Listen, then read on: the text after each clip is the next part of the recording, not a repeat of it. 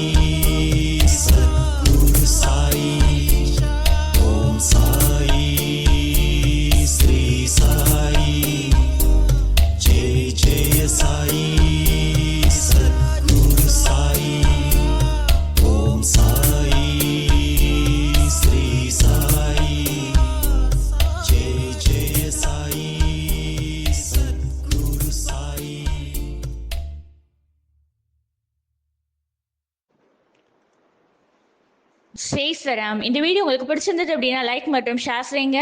அடுத்த வீடியோல மீண்டும் சந்திப்போம். ஜெய் சராம்.